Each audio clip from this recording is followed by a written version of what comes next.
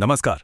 कभी सोचा है ऐसा क्यों होता है कि कुछ लोग तो बड़ी आसानी से अमीर बन जाते हैं और वहीं कुछ लोग पूरी जिंदगी बस मेहनत ही करते रह जाते हैं। आज हम रॉबर्ट कियोसाकी की जबरदस्त किताब रिच डैड पुअर डैड के सबसे जरूरी सबक समझेंगे। और यकीन मानिए, ये सिर्फ एक किताब नहीं है, ये तो पैसे को देखने का नजरिया ही बदल देती है। तो चलिए शुरू करते हैं। इस किताब की पूरी कहानी की शुरुआत होती है दो पिताओं से। पर यह सिर्फ एक किस्सा नहीं है, बल्कि ये उस सोच की नींव है जो हमें बताती है कि पैसा बनाने के लिए डिग्री से कई ज्यादा जरूरी है सही माइंडसेट।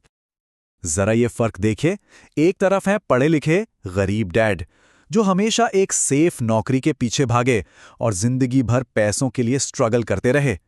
और दूसरी तरफ है अमीर डैड जिनकी स्कूली पढ़ाई भले ही कम थी, पर उन्होंने पैसे का खेल सीखा और उसे जीता भी। उनकी सलाह में जो फर्क था, उसी ने उनकी पूरी किस्मत बदल दी। और यहीं पर हमें अमीर डैड का पहला और सबसे बड़ा सबक मिलता है। पैसे के लिए काम करना बंद करो और पैसे को अपने लिए काम पर लगाओ। सुनने में छोटा सा बदलाव लगता है ना, पर असल में फाइनेंशियल फ्रीडम की चाबी यही है। जरा इस गधे और गाजर वाली कहावत के बारे में सोचिए। गधा हमेशा गाजर के पीछे भागता रहता है, पर उसे कभी पकड़ नहीं पाता। कुछ जाना पहचाना लगा। हम में से ज्यादातर लोग ऐसे ही एक बड़ी सैलरी के पीछे भागते हैं, ये सोचे बिना कि असल में हम एक ऐसी दौड़ में हैं जो कहीं नहीं जाती। अमीर डैड इस कभी न खत्म होने वाले चक्र को एक नाम देते हैं, द रैट रेस। मतलब ये डर और लालच का एक ऐसा जाल है जो हमें एक ही जगह गोल गोल घुमाता रहता है। और उनकी सारी सीख इसी जाल से बाहर निकलने के बारे में है। और ये चक्र चलता कैसे है? आप ज्यादा मेहनत करते हैं, सैलरी बढ़ती है, पर फिर ज्यादा टैक्स भी देना पड़ता है और खर्चे भी बढ़ जाते हैं। नतीजा, आप घूम फिर कर वहीं आ जाते हैं जहां से शुरू किया था।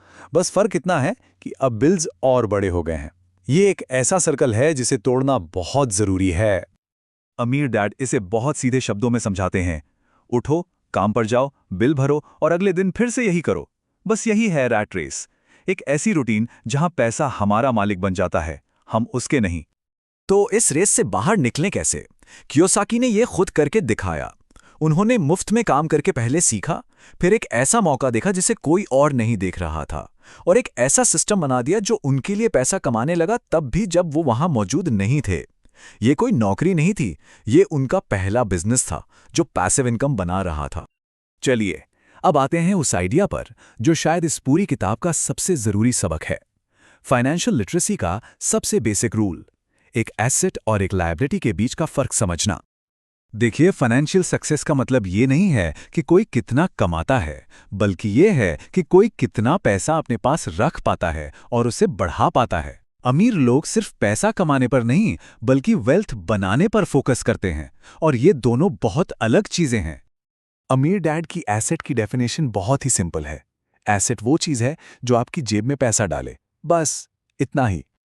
और लायबिलिटी, वो ठीक इसका उल्टा है। कोई भी चीज जो आपकी जेब से पैसा बाहर निकाले, वो एक लायबिलिटी है।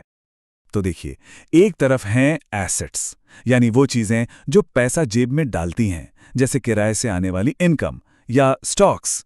और दूसरी तरफ लायबिलिटीज, यानी वो चीजें जो जेब से पैसा निकालती हैं, जैसे कार की ईएमआई। और यहीं पर एक चौंकाने वाली बात आती है, हमारा घर एक एसेट नहीं है। जी हां, अगर वो हर महीने जेब से पैसा निकाल रहा है, तो रिच डैड के हिसाब से वो एक लायबिलिटी है। और सारी कहानी इसी एक लाइन पर आकर टिक जाती है। अमीर लोग एसेट्स खरीदते हैं, गरीब और मिडिल क्लास के लोग लायबिलिटीज खरीदते हैं और अक्सर उन्हें एसेट समझ बैठते हैं। ये एक छोटा सा लेकिन बहुत गहरा फर्क है जो सब कुछ बदल देता है। तो ठीक है, एसेट्स जमा कैसे करें? यह हमें चौथे सबक पर लाता है, अपने काम से काम रखो। इसका मतलब है अपनी एनर्जी किसी और के लिए काम करने के बजाय अपना खुद का एसेट कॉलम बनाने में लगाओ। इसे ऐसे समझिए, हमारा प्रोफेशन यानी हमारी नौकरी वो है जो हमारे बिल भरती है, पर हमारा बिजनेस वो है जो हमें अमीर बनाता है। और ये बिजनेस क्या है? ये हमारे एसेट्स का कलेक्शन है, वो चीजें जो हमारे सोते हुए भी हमारे लिए पैसा कमाती हैं। तो ये एसेट कॉलम कैसा दिखना चाहिए? इसमें ऐसे बिजनेस हो सकते हैं जिन्हें हमें खुद चलाने की जरूरत ना पड़े, स्टॉक्स, बॉन्ड्स या इनकम देने वाली रियल एस्टेट। अपनी दिन की नौकरी करते रहो, पर शाम और वीकेंड्स में इन असली वेल्थ बिल्डर्स को बनाने पर ध्यान दो। तो इन सब बातों को जोड़कर देखें तो क्या समझ आता है? रैट रेस से बाहर निकलने का असली सीक्रेट दो चीजों में छिपा है। एक तो हमारा माइंडसेट और दूसरी हमारी फाइनेंशियल इंटेलिजेंस। बात सिर्फ स्मार्ट होने की नहीं है, बात हिम्मत दिखाने की भी है। पैसों की दुनिया में वही लोग आगे बढ़ते हैं जो कैलकुलेटेड रिस्क लेने और भीड़ से अलग चलने की हिम्मत रखते हैं।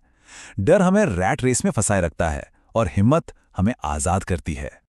अच्छा, अब एक सवाल आता है, हमारी सबसे शक्तिशाली संपत्ति, सबसे पावरफुल एसेट क्या है?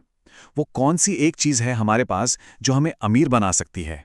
जवाब हमारे पास ही है, हमारा दिमाग। यही हमारा सबसे बड़ा एसेट है। यह हमें अमीर भी बना सकता है और गरीब भी। ये इस बात पर डिपेंड करता है कि हम इसे ट्रेन कैसे करते हैं और इस्तेमाल कैसे करते हैं। सबसे बड़ा इन्वेस्टमेंट यही होना चाहिए। अपना फाइनेंशियल आईक्यू बढ़ाने का मतलब है ये स्किल्स सीखना, ऐसे मौकों को पहचानना जिन्हें दूसरे नहीं देख पाते, अपने आइडियाज़ के लिए पैसा जुटाना और अपने लक्ष्य तक पहुंचने के लिए स्मार्ट लोगों की एक टीम बनाना। तो कुल मिलाकर बात इतनी सी है, अपने सबसे बड़े एसेट यानी अपने दिमाग में इन्वेस्ट करो, एसेट और लायबिलिटी के बीच का फर्क समझो और हर दिन अपना एसेट कॉलम बनाने पर फोकस करो। फाइनेंशियल फ्रीडम का रास्ता यही है और ये सबके लिए खुला है। और मैं आपको इस एक आखिरी सवाल के साथ छोड़ जाता हूं। अगर आज काम करना बंद कर दिया जाए तो कोई कितने समय तक सर्वाइव कर सकता है? इसका जवाब ही किसी की असली दौलत को दिखाता है। इस पर जरूर सोचिएगा।